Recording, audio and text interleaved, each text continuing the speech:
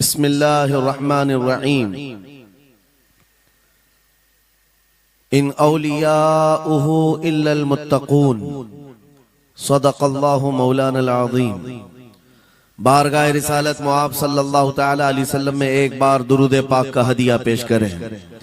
अल्लाहुम्मा सल्लि अला सय्यिदिना व मौलाना मुहम्मदिन मअदनिल जूदि वल करम व आलिहि व अस्हाबिहिल किराम व इब्निहिल करीम व बारिक व सल्लिम सलातन दाइमतन सरमदन अबदा। बरकत के लिए मैं अर्ज करता हूँ गौसे आजम बमने बेसरो सामा मददे क़िबले दी मददे काबे ईमा मददे। वाह क्या मर्तबा ए गौस है बाला तेरा, ऊंचे ऊंचों के सरों से है कदम आला तेरा। सर भला क्या कोई जाने के है कैसा तेरा, औलिया मलते हैं आंखें वो है तलवा तेरा। क्या दबे जिस पे हिमायत का हो पंजा तेरा, शेर को खतरे में लाता नहीं कुत्ता तेरा। अजीजा ने गिरामी वक़ार, आज की ये मजलिस पाक सुल्तानुल औलिया कंदीले समदानी महबूब रब्बानी सैयदना शेख अब्दुल कादिर जीलानी क़द्दसल्लाहु सिर्रहु शरीफ की बारगाह में खिराज अकीदत के लिए मुनाक़िद की गई है। और आज से ठीक एक साल पहले मुंब्रा की सरजमीन पर मैं आपके सामने हाजिर रहा और जलसा भी था गौसे पाक का ही। फिर साल भर के बाद बराबर यही अय्याम थे। जमीन थोड़ी बदली हुई लगती है, लेकिन मिंबर पर मौजूद उलमा भी वही तकरीबन मुझे नजर आते हैं और सामने के चेहरे भी पहचाने नजर आते हैं और जलसा भी वही है। ये बात मैं इसलिए जिक्र कर रहा हूं तवज्जो के साथ। साल भर गुजर गया मुंब्रा में, मैं खिताब करके आपके पास से रुखसत हुआ, उस बीच मेरा आना जाना हो न सका। लेकिन इस एक साल भर की मुद्दत में मुंब्रा वाले में से कोई एक बात भी बता दे, क्या कोई मेरे पिछले बयान से आज बयान करने के बीच का जो साल गुजरा है कोई फसाद हुआ है, या कोई कर्फ्यू लग गई है, या कोई फितना हो गया है, या लोगों में कोई भड़कने वाले मामलात हुए हैं, किसी के पास कोई रिपोर्ट आई है? और अगर नहीं है तो मैं ये बात खास तौर पर डिपार्टमेंट वालों से कह रहा हूं, जिनको हमारा नाम ले लेकर के ही इतना डराया गया है कि जलसा होते ही उनके हाथ पैर अलग अंदाज में रखते हैं, कि उनको ऐसा लगता है कि ये मौलवी आएगा अभी भड़काएगा और मुंब्रा में पूरी आग लग जाएगी। मियां साल भर पहले की रिपोर्ट भी आपके पास है। साल भर पहले भी इसी जगह से खिताब हुआ और आज फिर खिताब करने आए। उनसे मैं कहता हूं कच्चे कान न रखें, अच्छी रिपोर्ट लिया करें, अच्छी रिपोर्ट लिया करें। हम गौसे आजम के दरबार के कुत्ते हैं। हम फितना व फसाद मचाने या आतंक और दहशत फैलाने नहीं आते। हमको जो बोलना होता है वो खुफिया सुरंगों में नहीं, खुले मैदान में बोलते हैं। हमारी कोई खुफिया मीटिंगें नहीं होती, ढकी छुपी प्लानिंग नहीं होती। गौसे पाक के दरबार के कुत्ते हैं, खुले आम बोल रहे हैं।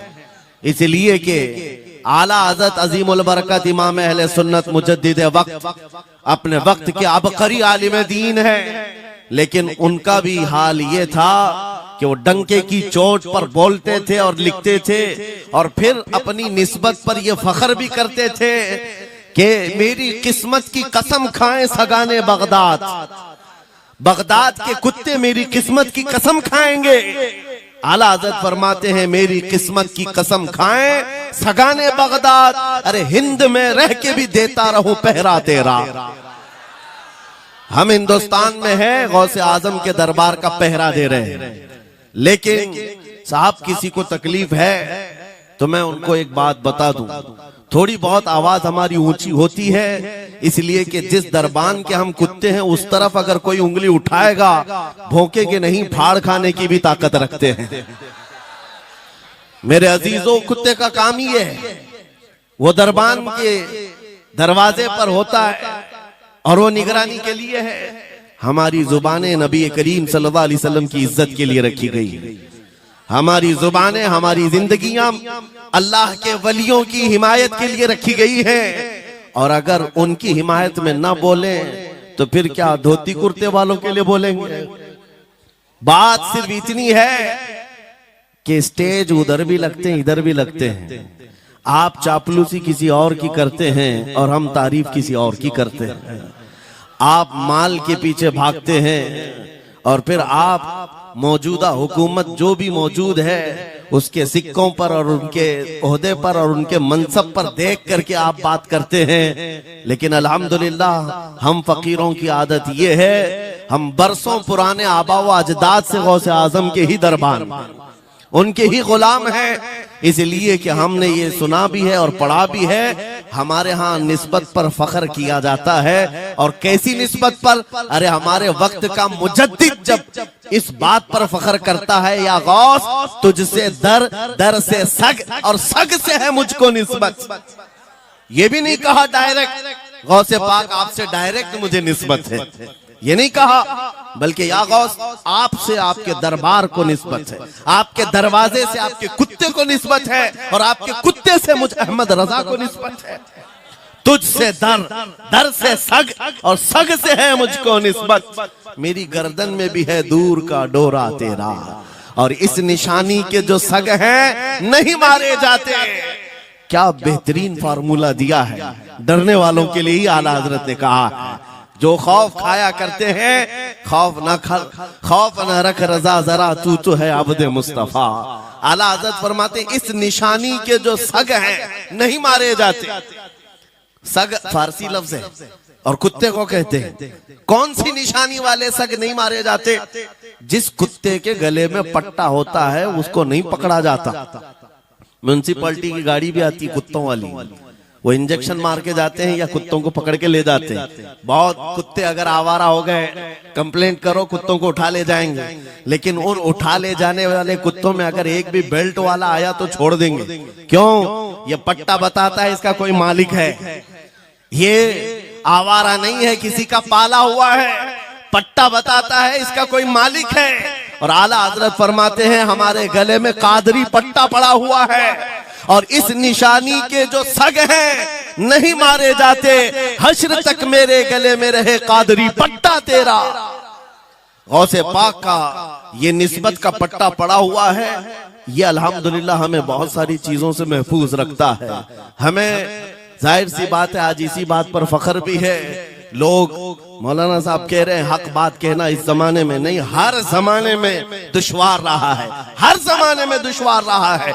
लेकिन ऐ नौजवानों, अगर तुम्हें अपनी निस्बत पर यकीन है कि मेरा पीर गौसे आजम जैसा है, मेरी निस्बत मुस्तफा करीम सल्लल्लाहु अलैहि वसल्लम से है, तो फिर खौफ किस बात का, डर किस बात का? इसीलिए हम डंके की चोट पर बोलते हैं, क्यों दबे जिस पे हिमायत का हो पंजा तेरा, शेर को खतरे में लाता नहीं कुत्ता तेरा।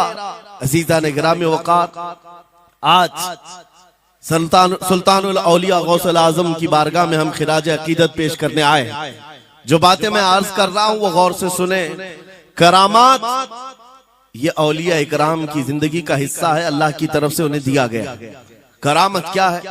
ऐसा मुहय्यरुल अक़ूल काम, अक्ल को हैरत में डाल देने वाला काम जो आम इंसान नहीं कर सकता, आम इंसान की अकल में ना आए। अल्लाह के वली से सादिर होने वाला ऐसा कोई काम, उसको करामत कहते हैं। लेकिन करामत औलिया इकराम की विलायत को साबित करने के लिए जरूरी नहीं। औलिया इकराम की विलायत को साबित करने के लिए करामत नहीं दिखाई जाती, शरीयत पर इस्तिकामत ये विलायत की अलामत है। अगर वो मजबूती के साथ हर जमाने में अपने दीन पर जमा हुआ है, वो अल्लाह का वली है, वो अल्लाह का वली है। आज भी हमारी कौम औलिया को ढूंढने पर लगी हुई है। सुनो, अल्लाह का वली ढूंढना चाहते हो तो ढूंढने के लिए निकलते हैं और पीछे पड़ जाते हैं, देखते हैं ये ठोकर मार करके सोने का सिक्का निकाल सकता है कि नहीं निकाल सकता है।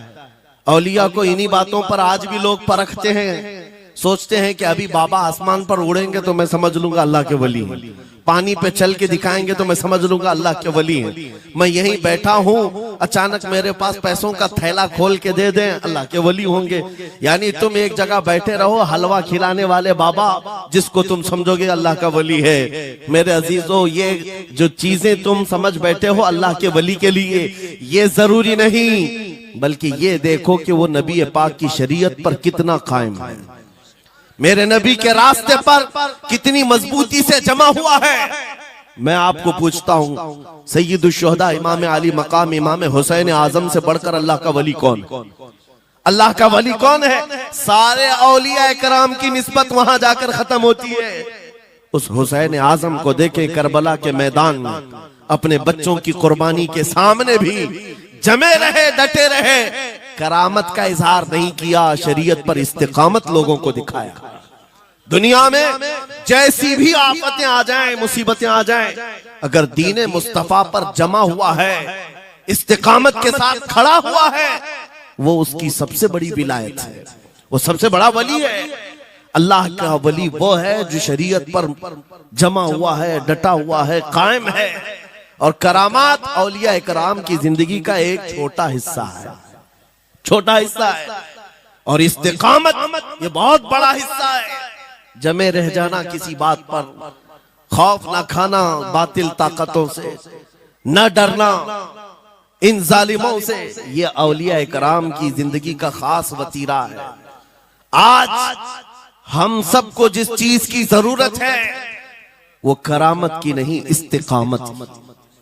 करामतें सुनते भी आया, अब करामत से आप ये समझते हैं कि काया पलट जानी चाहिए।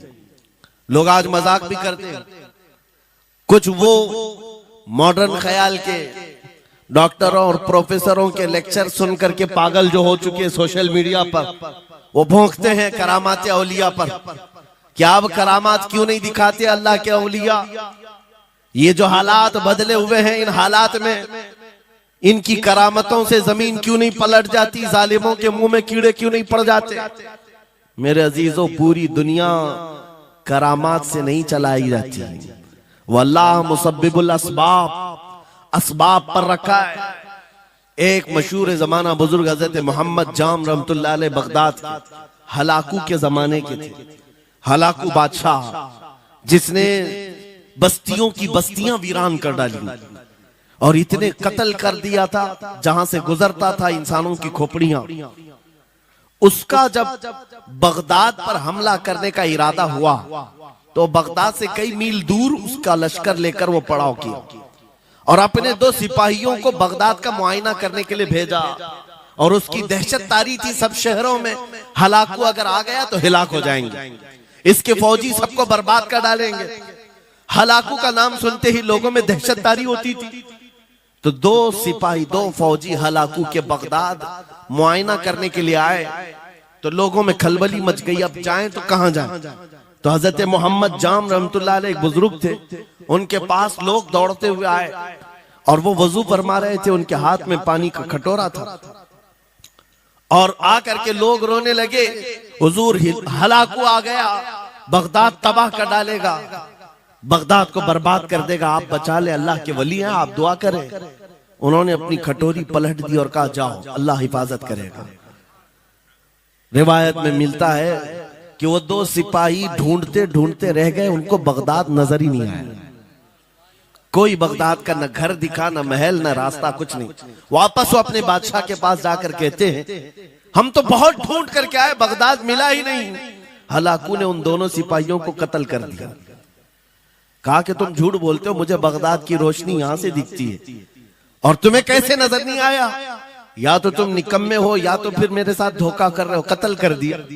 दूसरे दिन अपने खास 2 वजीरों को भेजा कि जाओ बगदाद का मुआयना करके आओ, गलियां, वहां की सड़कें और वहां के महल्लात, वहां की इमारतें देख आओ। ये 2 वजीर गए और ढूंढते रहे। जैसे ही वो बगदाद में इंटर हुए, आज फिर लोग हलाकू के इन वजीरों को देखकर दौड़े दौड़े भागते हुए इस अल्लाह के वली के पास आया, हज़रत मोहम्मद जाम। आज फिर रोने लगे, कहा हमारी बीवियां बेवा हो जाएंगी, हमारे बच्चे यतीम हो जाएंगे, सब मारे जाएंगे, आप बचा लें। आज फिर से उन्होंने खटोरी पलट दी, कहा जाओ अल्लाह हिफाजत फरमाएगा। अल्लाह वालों का ये तसर्रुफ है, ये करामात है। वो चाहे तो पूरे लोगों को पोशीदा कर दे जालिमों की नजर से। दूसरे दिन वो वजीर भी ढूंढते रह गए, उनको भी बगदाद नजर नहीं आया। वापस गए, बादशाह के वो बड़े मोतमद लोग थे, कहा कि हम भी गए लेकिन हमको बगदाद नजर नहीं आया। हलाकू को बड़ा ताज्जुब हुआ, ऐसा कैसे हो सकता है, लोकेशन बिल्कुल सही है, हम सामने चंद मील के फासले पर है और इनको बगदाद नजर क्यों नहीं आता। तीसरे दिन उसने कहा कि अब किसी मुआयने की जरूरत नहीं, कोई जायजा लेने की जरूरत नहीं, हम डायरेक्ट जाते हैं, फौज को तैयार करो। पूरी फौज को लेकर के जब तैयार होकर वो बगदाद के सरहद पर आकर खड़ा हो गया, उसके जंग का बिगल बजा और तबाही के आवाजें आने लगी, तो आज लोग फिर दौड़ते हुए हजरत मोहम्मद जाम के पास आए और उनसे रो रो कर गिड़गिड़ाने लगे, कहा आज तो आफत आ गई, बड़ी बला आ गई। तवज्जो से सुनना मेरे अजीज, आज आप अगर ना बचाएं तो सब तबाह हो जाएंगे, बर्बाद हो जाएंगे। आज आप अपनी कटोरी उठा रहे थे, उन्हें गैब से निदा आई, ए मेरे महबूब बंदे, कब तक तुम अपनी कटोरी उठाकर इनको बचाते रहोगे। इनको मोहलत दी गई थी अपने अमाल दुरुस्त करने की, ना इन्होंने तौबा किया ना अपने अमाल दुरुस्त किए, इनको इनके हाल पर छोड़ दो। अल्लाह के वलियों को हुक्म होता है अल्लाह का, अब इन्हें न बचाया जाए तो जाहिर सी बात है वो हुक्म इलाही के पाबंद है। उन्होंने वो कटोरी छोड़ दी। फिर हलाकू दाखिल हुआ बगदाद में और ऐसी तबाही मचाई थी कि पूरे बगदाद की सड़कों में सिर्फ खून ही खून था, तबाह बर्बाद कर दिया, ईंट से ईंट बजा डाली। इस वाक़े को मैंने पढ़ा, उसके बाद ये महसूस हुआ अल्लाह के औलिया कराम मदद जरूर करते हैं, लेकिन एक वक्त तक, जब वो वक्त आ जाए अल्लाह की तरफ से मना हो जाए कि ये कौम बड़ी सरकश है, अब इनकी मदद ना की जाए, तो फिर ये हाथ उठा लिया करते हैं और इनको हालात पर छोड़ दिया जाता है। अजीज़ान गिरामी वक़ार, औलिया कामिलीन की करामतों पर भौंकने वालों से भी मैं यही कहूंगा, वो चाहे तो पल भर में हालात हमारे बदल दें, चाहे तो जमीन को उलट पलट दें, लेकिन वो अल्लाह के हुक्म के पाबंद होते हैं।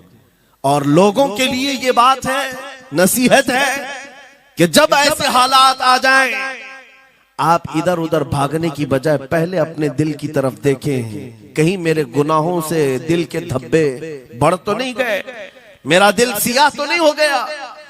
सच बताओ मेरे अजीजों, इतने सख्त हालात के बाद कितने लोगों को ऐसी तौफीक हुई कि रात का अंधेरा छा गया हो और तौबा करने का जज्बा बढ़ गया हो, रात के वक्त बैठ करके रोने लग गया हो।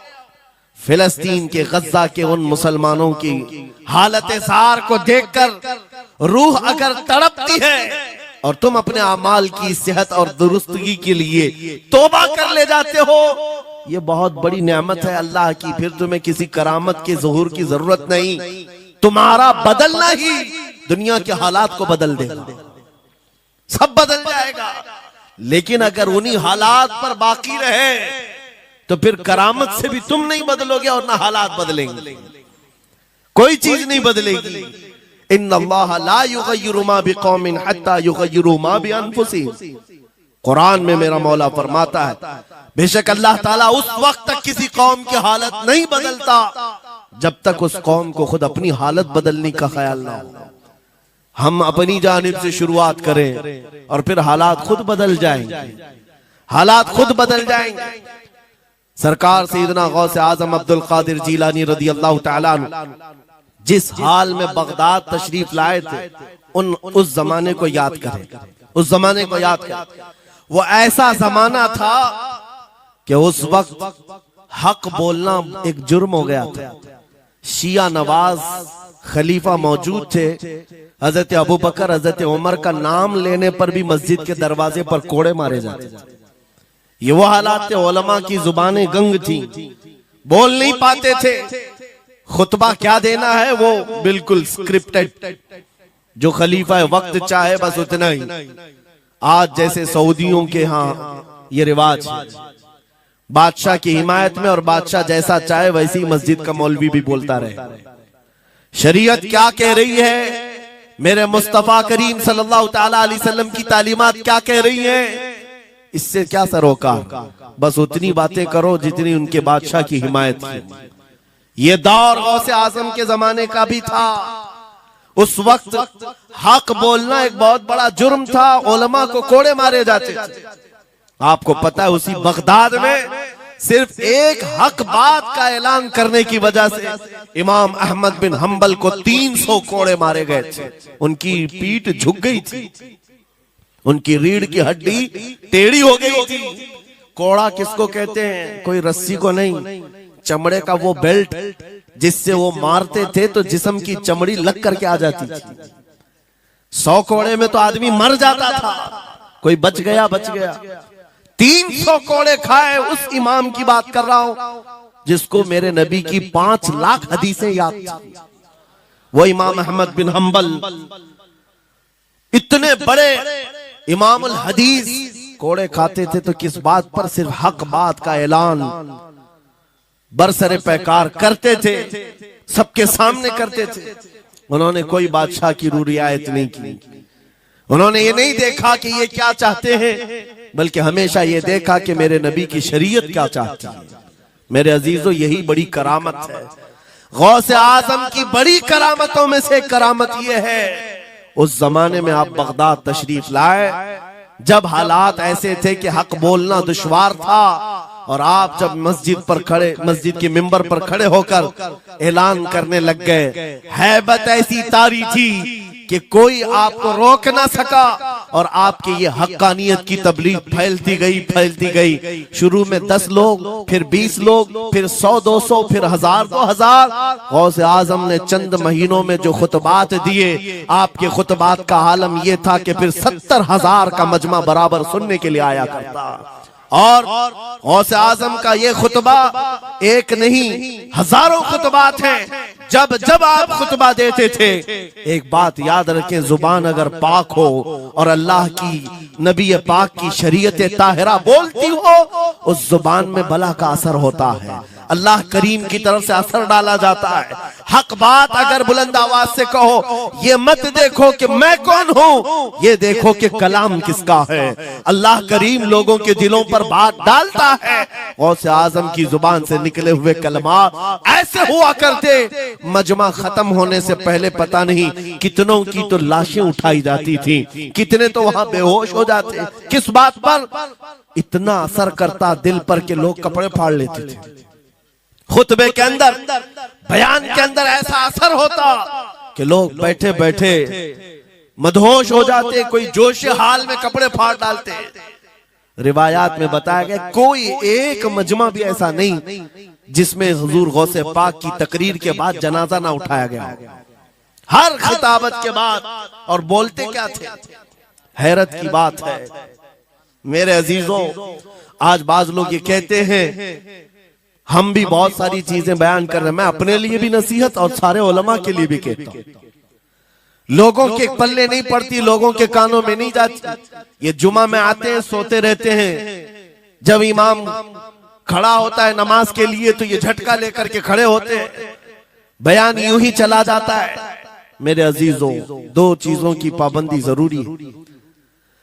मैंने पढ़ा था इमाम अहमद बिन हंबल नहीं, हजरत सुफियान सौरी रदी अल्लाह ताला, हजरत सुफियान सौरी नसीहत कर रहे थे, और जब वो नसीहत करते तो लोग रो पड़ते थे, आखिरत को याद करते, कब्र की होलनाकियों का तज़किरा करते तो लोग रोने लगते थे। एक बंदा था, वो मजलिस में आया करता और खामोश बैठता, और उस पर कुछ भी असर नहीं। एक दिन उसने पकड़ करके पूछा हजरत सुफियान से, आप जब बयान करते तो लोग धाड़े मार मार कर रोते हैं, मुझे तो कुछ नहीं होता, मैं तो ऐसे ही बैठा रहता हूं। आपने क्या फरमाया? आपने ये नहीं फरमाया कि तू बदतमीज है, तू बदमाश है, तू बदअमल है। फरमाया 2 में से एक खराबी हो सकती है, या मेरा दिल खराब होगा या तेरा दिल खराब होगा, इसलिए कि मैं बात रसूलुल्लाह की कर रहा हूं। इसमें असर तो होगा ही। दो में से कोई एक खराब होगा, ये नहीं फरमाया कि तू ही खराब। यहां पर हमारे लिए नसीहत है, बोलने वाली जुबान पाक हो और लुकमा हलाल का जाता हो, अल्लाह असर जरूर पैदा फरमाता है। सरकार गौसे पाक रदी अल्लाह ताला अन्हु मिंबर पर खड़े होकर बयान कर रहे हैं। क्या बयान कर रहे हैं सुने। एक दिन आप हजरत अब्दुल जब्बार को बैठाए अपने बेटे को, वो बयान करते रहे, उसके बाद उतर कर के आगे कहा, अब्बा जान आप जो बयान करते हैं उसमें जो रिक्कत तारी होती है वो मेरे बयान में नहीं होती, आप बयान करें। गौसे पाक मिंबर पर खड़े हो गए और सुनो, 70,000 का मजमा है। गौसे पाक की तकरीर क्या है, डायरेक्ट शुरू फरमाते गौसे पाक, ऐ लोगों मेरे घर में आज एक बड़ा हादसा हो गया। अपने घर का वाकया बयान कर रहे, मेरे घर में आज एक अजीब हादसा हो गया।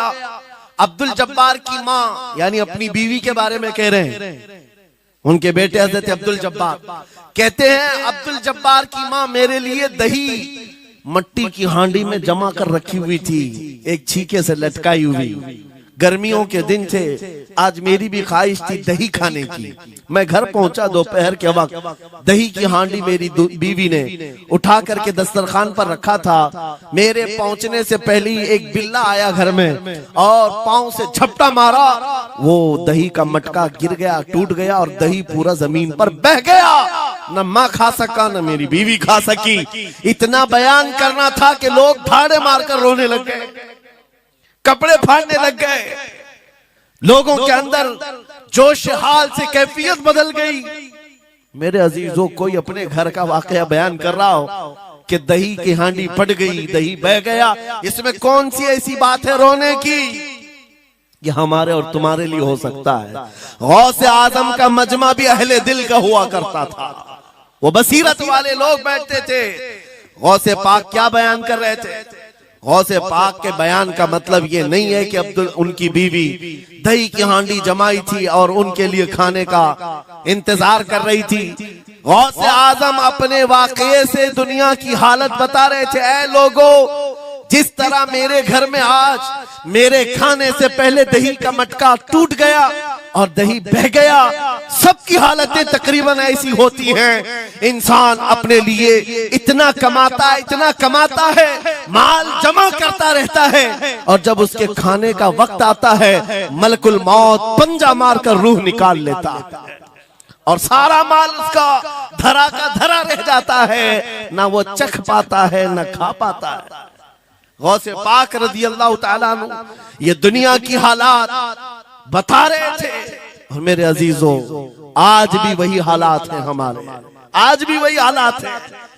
हमने कमाने के लिए अपनी सेहत गंवा दी, रात नहीं देखा दिन नहीं देखा, दौड़ते रहे माल हासिल करने के लिए, इतना जमा कर लूं, इतना जमा कर लूं, इतना जमा कर लिया, जब तक तो सेहत बिगड़ गई, शुगर भी आ गई, बीपी भी आ गई और ऐसी बीमारियां लग गई कि अब इनको ठीक करने के लिए जितना जमा किया था खर्चा करते रहो। शेख सादी रहमतुल्लाह अलैह फरमाते हैं ये दो कामों में तो इंसान की पूरी जिंदगी खत्म होती है, पहले कमाने के लिए सेहत गंवाता है और फिर सेहत बचाने के लिए माल गंवाता है। ये दो चीजों में गौसे पाक रज़ी अल्लाह ताला अन्हु की नसीहत यही थी कि इतना जमा कर ले जाते हो, इतना जमा करते हो कि फिर जब खाने का वक्त आता है तो मियाँ ऐसे हालात होते हैं कि नमक भी नहीं खा पाते, शक्कर भी नहीं खा पाते। दूसरी बातें तो छोड़ो, शुगर वाले शक्कर नहीं चख पाते, बीपी वाले नमक नहीं चख पाते। अरे ये बड़ी छोटी चीजें हैं और माल देखो तो करोड़ों का है, अरबों का है, अरबों का माल पड़ा हुआ है, नमक नहीं चख पाते, शक्कर नहीं खा पाते। किसके लिए जमा किया था?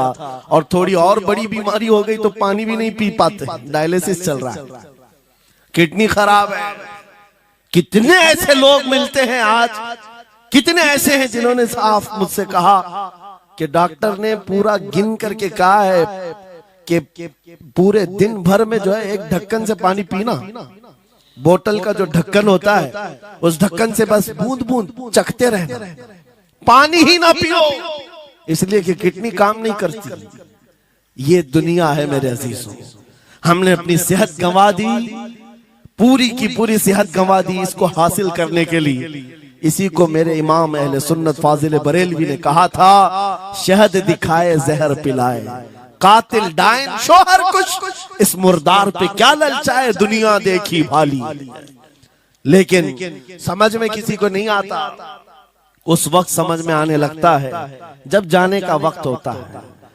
जाने के वक्त हालात ऐसे होते हैं, मैं अक्सर अपने टूर में देखता हूँ, उमरा पे जाते हैं, बगदाद पे जाते हैं, खूब आयश से रहते हैं, सबको पता रहता है प्लेन में सिर्फ 30 किलो का अलाउड है, लेकिन मार्केट में जाते हैं तो उनको कुछ खबर नहीं होती, सब खरीद रहे होते हैं। हो जाए खरीद करके लाकर रूम में भर दिए, और आज शाम में जाना है तो ठोस रहे हैं इस बैग में उस बैग में नहीं घुसा, और उसके बाद फिर एयरपोर्ट पहुंचे तो कभी इसको रिक्वेस्ट कभी उसको रिक्वेस्ट, थोड़ा हमारा भी ले लो, थोड़ा हमारा भी ले लो। अरे वहां सबका 30 है, कोई लेने को तैयार नहीं। फिर खरीदा हुआ वहीं छोड़ करके हसरत भरी निगाह से देखते जाते हैं, किसी की खजूर छूटी हुई है, किसी के मुसल्ले छूटे हुए हैं, किसी के कपड़े छूटे हुए हैं। हर बार हम एयरपोर्ट पे देखते हैं, छोड़ करके जा रहे होते हैं, बड़ी हसरत से देखते हैं। मेरे अजीजों, ये कोई लतीफा नहीं, सेम यही हालात जब दुनिया से जा रहा होता है एक इंसान, मरने से पहले उसकी आंखें फटी रह जाती हैं। क्यों कहा गया है मरने के वक्त सबसे पहले उसकी आंखें बंद कर दो? क्योंकि वो अपना माल देख रहा होता है, अपनी औलाद देख रहा होता है, अपना घर बार देख रहा होता है। मैंने इसको बनाया था, इस तरह से कमाया था, इस तरह से इसको पाला था, ये सब देखता रह जाता है। उनमें से किसी चीज को उठा भी नहीं पाता, ले नहीं जा सकता, यहाँ तक कि ऐसी हालत होती है खुद जा भी नहीं पाता, दूसरों के कंधों पर सवार होकर जाना पड़ता है। ये दुनिया की हकीकत। गौसे पाक की तालीमात अगर पढ़ते रह जाओ मेरे अजीजों, तसव्वुफ का एक ऐसा किला है, गौसे पाक की तालीमात काफी है तुम्हें तौबा करने के लिए, दुनिया में दिल लगाने के लिए और उससे दिल हटाने के लिए। गौसे पाक की तालीमात काफी है। आपने फरमाया था दुनिया में ऐसे रहो जैसे कश्ती समंदर में चलती, कश्ती समंदर में चलती है, यानी पूरे भरे हुए मौजों के पानी पर कश्ती चल रही है, लेकिन उसका कुछ बिगड़ता नहीं है। हाँ, अगर पानी कश्ती के अंदर आ गया तो फिर कश्ती के लिए खतरा है, डूब जाएगी। तुम दुनिया में ऐसी रहो कि तुम्हारे अंदर दुनिया ना आए, तुम दुनिया में हो, तुम्हारे अंदर दुनिया ना आ जाए। अगर तुम्हारे अंदर दुनिया घुस गई तो डूब जाओगे, फिर यहां से निकल नहीं पाते। मौलाना रोम इसी की मिलती जुलती बात कहते हैं मसनवी शरीफ में। जलालुद्दीन रूमी फरमाते हैं, एक चूंटी को देखा, शहद का एक कतरा जमीन पर गिरा हुआ है, शहद का कतरा चिपकने वाला होता है, यानी उसके अंदर गम होता है। चूंटी करीब से आई, एक चुस्की ली, शहद को चखा और जाने लगी। फिर आई, पेट कहां भरता है चूंटी का मीठे से। अरे शहद तो पानी में भी रखो ऊपर से आके गिरती है, और शहद खाना है उसको। और दूसरी तरफ से आई, फिर गई, पेट नहीं भरा, चारों तरफ से उस कतरे को चाट चाट के गई। मौलाना रोम फरमाते हैं, फिर चूंटी के दिल में ख्याल आया, मैंने हर तरफ से तो शहद को चक्कर देखा, टेस्ट एक ही है, बीच कतरे में कैसा टेस्ट होगा? कतरे के बीचों बीच शायद अलग टेस्ट होता है। तो चूंटी ये सोच करके कतरे के ऊपर चढ़ गई, जो शहद का कतरा था उसके ऊपर चढ़ गई। कहा ऊपर चढ़ करके मैं चुस्की लूंगी इसकी और चखूंगी। और जब चढ़ गई तो उसके सारे पैर हाथ उस पे चिपक गए।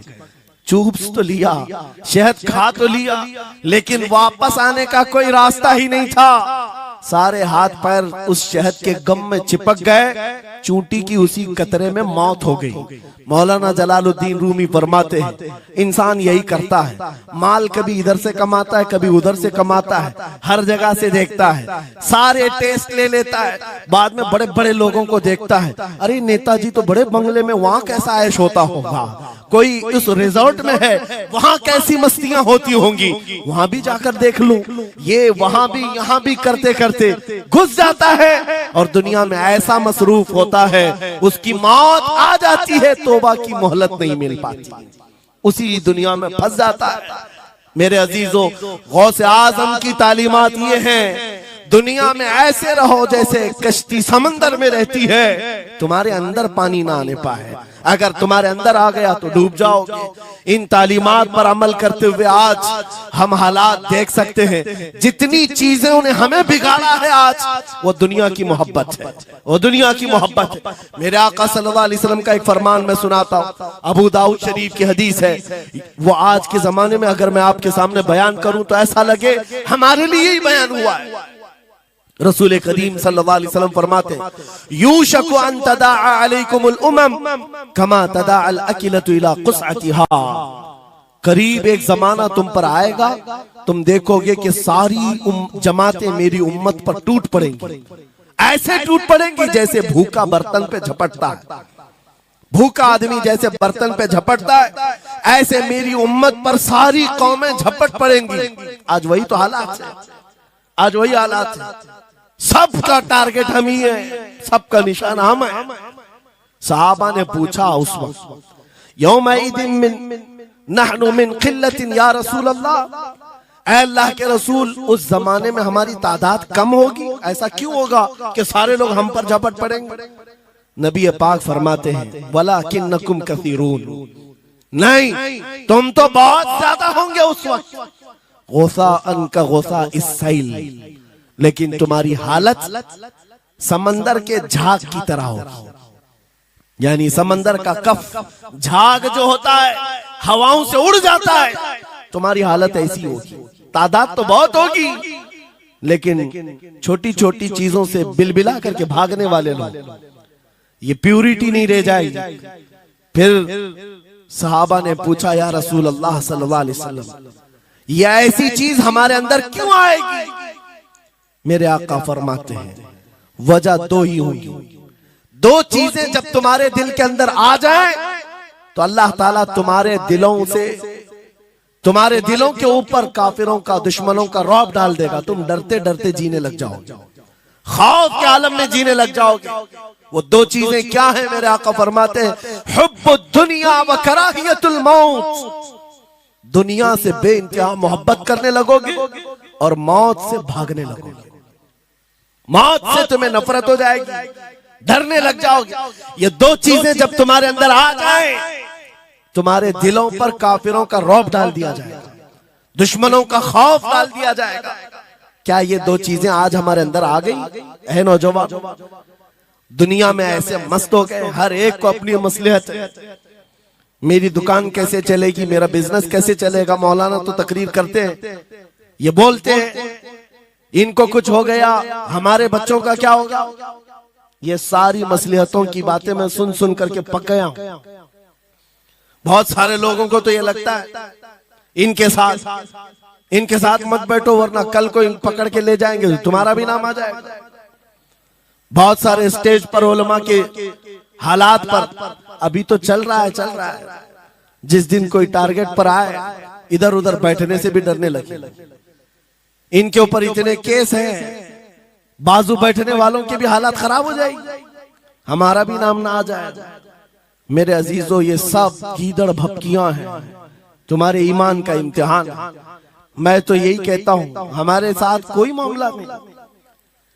वही बात मैं कहता हूं जो अकबर इलाहाबादी ने कहा था, रकीबों ने रिपोर्ट लिखवाई है जा जा के थाने में कि अकबर नाम लेता है खुदा का इस जमाने में। यही रिपोर्ट लिखवाते हैं जा जा करके। हमारी भी जहां रिपोर्ट लिखी हुई होगी, बात यही होगी कि ये रसूलुल्लाह का नाम लेता है और उनके नाम पर लोगों को बात करता है, यही रिपोर्ट होगी। और इस बारे में हम कभी डरते नहीं।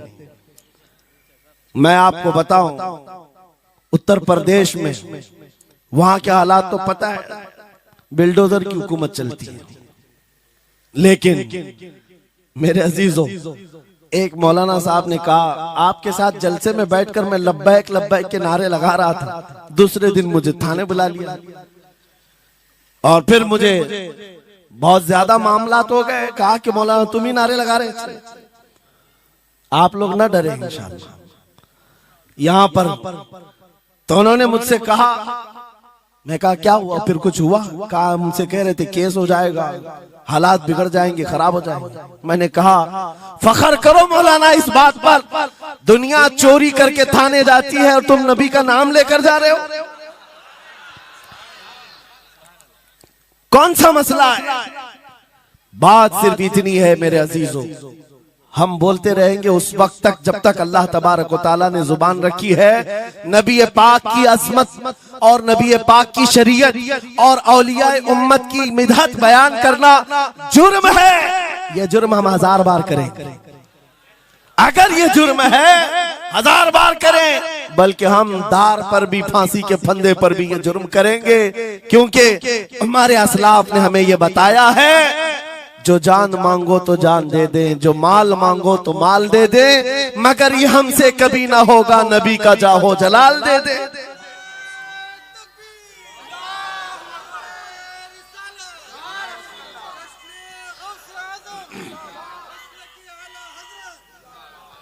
खामखा बेचारे हमारे रिश्तेदारों को डरा करके रखे लोग, पुलिस वाले हजरात को कुछ लोग रिपोर्ट लिखवा कर डरा करके रखे हुए। मैं आपको बता रहा हूं, एक साल में तकरीबन 170 के करीब जलसे करके आए। किसी एक जगह की भी रिपोर्ट निकाल करके बताओ कि हमने कहीं फसाद करवाया, हमने कहीं पर लोगों में माहौल बिगाड़ा हो, या पब्लिक भड़क करके एक दूसरे के जंग करने पर आई हो, कहीं नहीं। अगर कौम को, सोई हुई कौम को बेदार करना तुम्हारे नजदीक भड़काना है, तो ये भड़काना तो बहुत अच्छा है मेरे अजीजों। हमारा काम सिर्फ इतना है, हम उन नौजवानों से बात कर रहे हैं जो अपने नबी के फिदाई हैं, जो अपने नबी के आशिक हैं, और हम सिर्फ उस लौ को और बढ़ाना चाहते हैं जो इनके सीनों में जल रही है। इनके सीनों में किसी और की नहीं, मेरे मुस्तफा के मोहब्बत की शमा है। अगर वो मध्यम है, हम उसको तेज करना चाहते हैं। बस मेरे नौजवान से मेरा मुतालबा सिर्फ इतना ही है, किसी की जय विजय क्यों पुकारे, क्या गरज हमको, हमें काफी है सैयद अपना नारा या रसूल अल्लाह, हमें काफी है सैयद अपना नारा।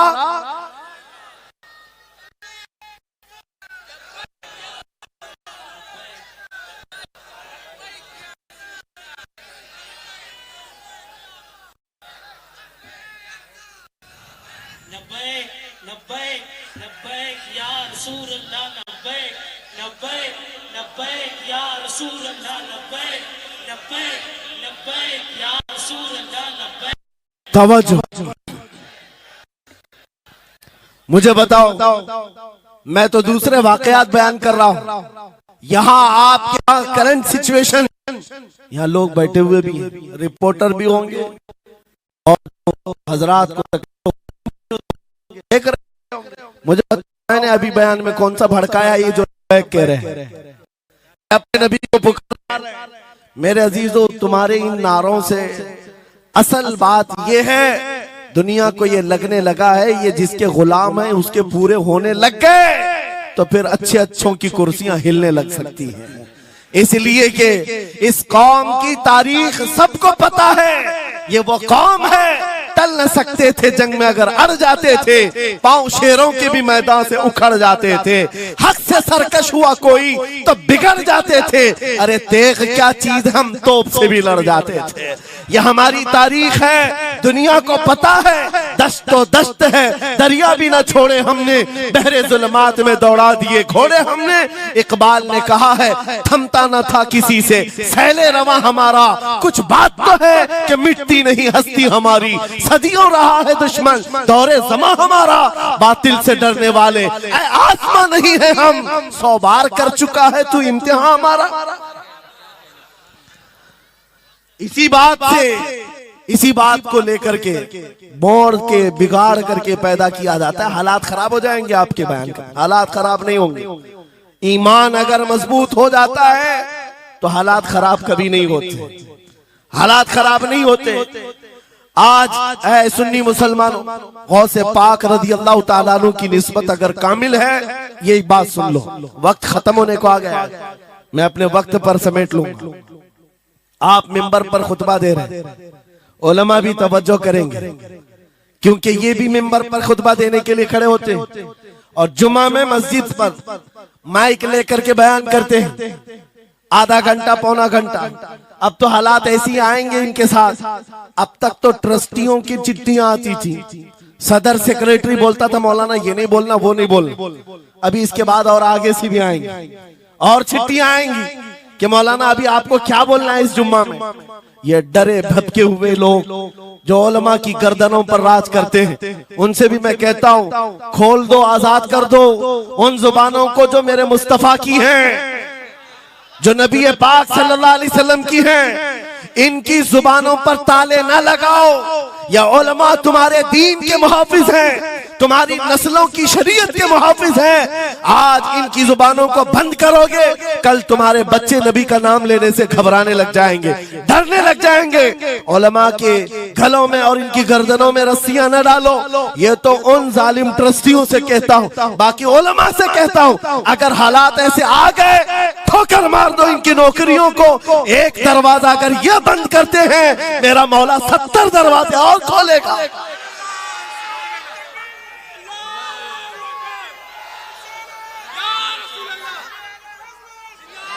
सुनो, गौसे पाक रज़ी अल्लाह ताला अन्हु किस बात से डरते थे? गौसे पाक का खुतबा बयान करने वाले मौलवी हजरात, उलमा सुने, गौसे पाक किससे डरते थे? उनको डराने वाला कोई ट्रस्टी था, कोई हाकिम था? बल्कि हालात ऐसे थे, एक बार खिताब कर रहे हैं मजमे में, बहुत बड़ा मजमा है, खिताब के बीच दरमियान अभी वाज हो रहा है, एक काला सांप गिर गया आपके कंधे पर। सांप गिर गया और गिरा ही नहीं, गिर करके फिर वो आपके गले के अंदर से दाखिल हो गया, आस्तीन में आया, आस्तीन में आया और फिर इधर आया। वो लौट लौट करता रहा। लोग जो मजमे में बैठे थे उन पर हैबत तारी थी, वहशत तारी थी, कोई जगह छोड़कर इधर उधर हो रहा है, लेकिन गौसे पाक का कदम डगमगाया नहीं, ना जिस्म के अंदर कोई हरकत हुई। आपका बयान कंटिन्यू जारी रहा, उसी तरह जारी रहा। वो सांप कभी आपके सामने आया, कभी इधर आया और घूम फिर करके वापस चला गया। बयान आपका मुकम्मल हुआ। लोग खड़े हुए पूछते रहे, या सुल्तान अल औलिया सय्यदी शेख अब्दुल कादिर जिलानी, आपके साथ ये जो माजरा हुआ, ये सांप इतना खतरनाक था, देख करके हैबत तारी थी और आप अपना बयान कंटिन्यू जारी रखे हुए थे, ये क्या माजरा है? गौसे पाक फरमाते हैं, वो सांप तो मुझसे कह रहा था, ऐ अब्दुल कादिर, तुझसे पहले 70 औलिया को भी मैंने ऐसे ही आजमाया है, 70 उलमा को मैंने ऐसे ही आजमाया है, और आजमा कर चला गया। गौसे पाक क्या फरमाते सुनो, ऐ लोगो, तुम मुझसे पूछ रहे उससे डरता था या नहीं डरता था? बात सिर्फ इतनी है, मैं उस कादिर का बंदा अब्दुल कादिर हूं, उस कादिर का बंदा अब्दुल कादिर हूं। मेरे उसकी कुदरत पर ऐसा यकीन है, अगर मौला ने मेरी मौत लिखी है तो ये काले सांप से क्या, चूंटी से भी हो सकती है, और अगर मौत नहीं लिखी, इस तरह के 1000 सांप मेरे गले में आए, मेरी मौत नहीं आ सकती। मेरा उसकी कुदरत पर यकीन कामिल है, इसलिए मैं उसका बयान कंटिन्यू रखा, जारी रखा। आज मैं यही कहता हूं, ऐ सुन्नी मुसलमानों और इन उलमा से भी, अगर हमारी मौत लिखी है, छोटे से हादसे से भी हो सकती है, और अगर नहीं है तो वक्त का प्राइम मिनिस्टर भी तुम्हारी गर्दन पर पैर रखे, मौत नहीं आ सकती, क्योंकि कादिर मुतलक मेरा रब्बुल आलमीन है। वक्त का बादशाह भी तुम्हारी गर्दन पर तलवार रखे, नहीं आ सकती। आपको पता है चंगेज की तारीख?